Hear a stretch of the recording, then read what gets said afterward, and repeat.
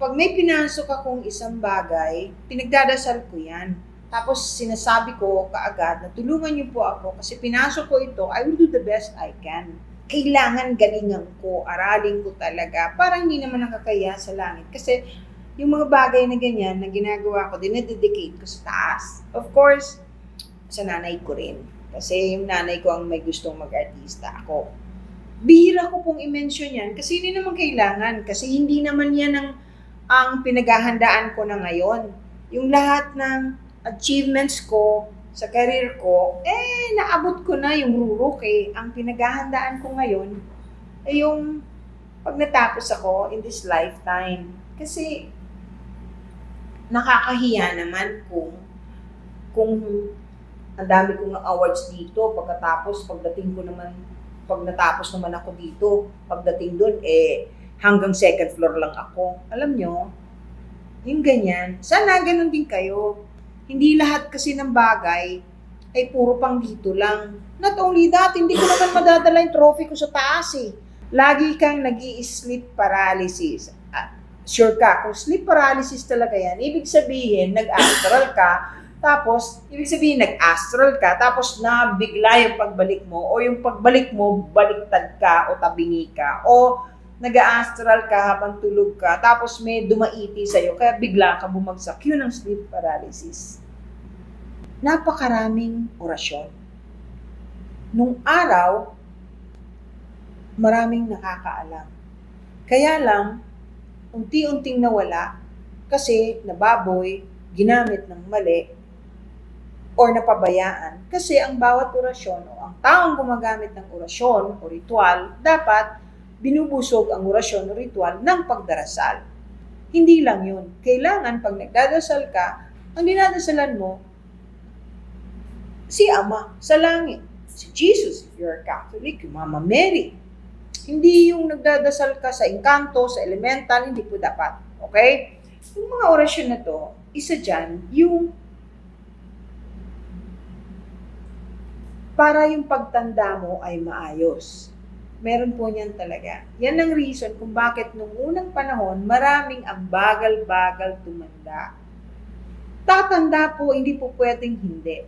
Pero mabagal ang pag-age. Hindi po nakukuha sa filter. Itapat niyo po yung kaedad ko, gumamit ng filter, iba pa rin po ang itsura. Okay? Itong ritual na to, kailangan bubusugin mo sa dasal, orasyon. Binubulong po yan sa bagay na ginagamit mo, sa tubig actually. May sikreto po yan eh. Alam ko po yan. Ginagamit ko po yan. Ayan, sinare ko na sa inyo. Ang muka ng tao ay maganda ang pagtanda. Hindi yung pangit. Alam nyo ba? Kasi ang reason kung bakit kailangan ng katulad ko ng maayos ang muka. Kasi yung mga pasyente, normal to ha, totoong nangyayari to. When you're charming and your face is pleasant, they like it and it makes them feel better. Lalo na yung mga bata.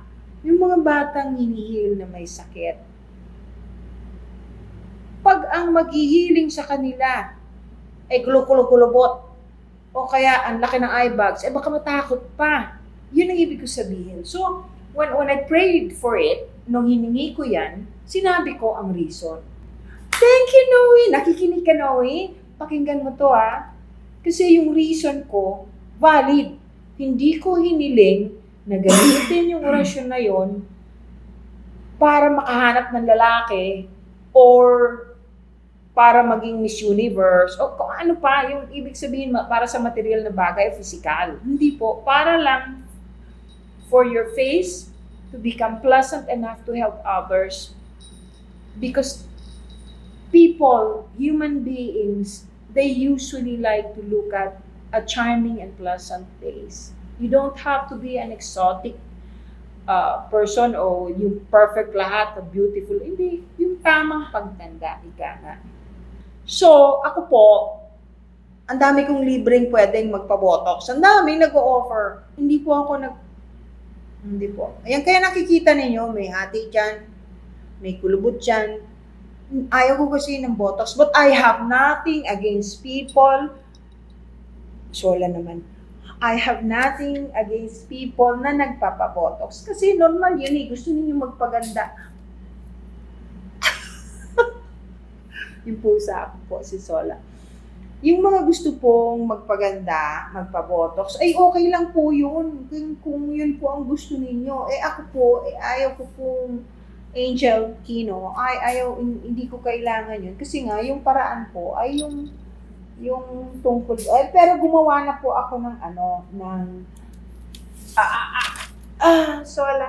How to pray properly. Okay, ito po yung tinuro sa akin ng langit. How to pray properly. Sandali lang po.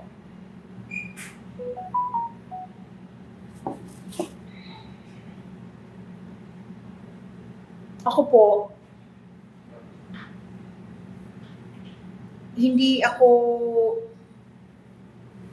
ang tamang pagdadasal po ay dapat buong puso't kaluluwa.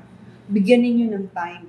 Depende po kung anong religion ninyo. But religion is only man-made. Ang mahalaga kung ano ang iniisip ninyo at ang kalooban ninyo. Yun ang mahalaga. Kasi kahit pa po sa simbahan na kayo tumira, kung masama ugali ninyo at di kayo masama rin ang ginagawa ninyo sa inyong kapwa, baliwala po yan. So ang pinakamahalaga yung puso, isipan. Tapos pag nagdasal ka, ang sabi sa akin na, number 1, igalang mo yung pinagdadasalan mo. Ibig sabihin, Diyos. Alam nga naman sa demonyo ka magdasal, no? Pag nagdasal ka sa Diyos, igalang mo siya. Huwag naman yung nakabra ka lang. O wala kang bra, kita na yung dede mo. Bawal yon. Kailangan magtakip ka man lang ng kaunti kung babae ka. Yung bawal din yung hindi maganda, yung naka-shorts. Kaya yung mga nagsisimbang naka-shorts, sabi ko, nagsimba pa kayo, kita pa yung puso, hindi na nahiya. Sa bahay ni Ama, yung pinupuntahan ninyo.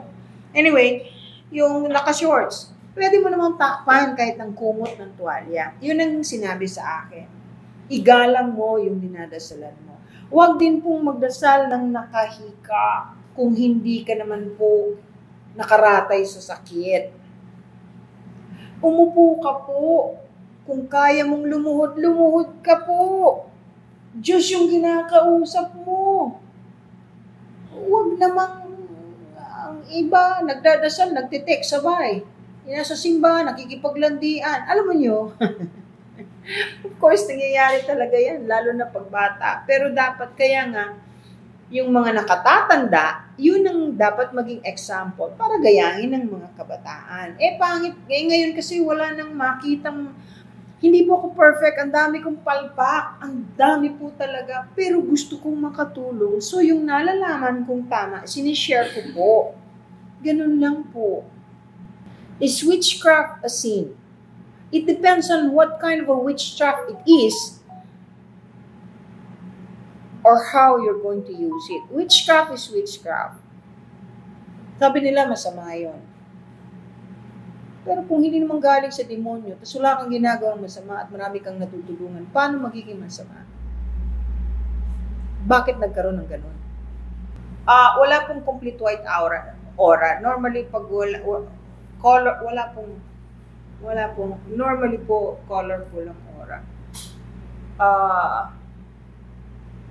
Kung silvery white ang aura mo, santo ka. Okay. Sana tinanong mo siya kung anong ibig sabihin ng white aura, kung bakit niya nakikita, kung ano ba dapat talaga ang mga aura. Kung psychic siya, that person will be able to explain it to you kasi tandaan mo.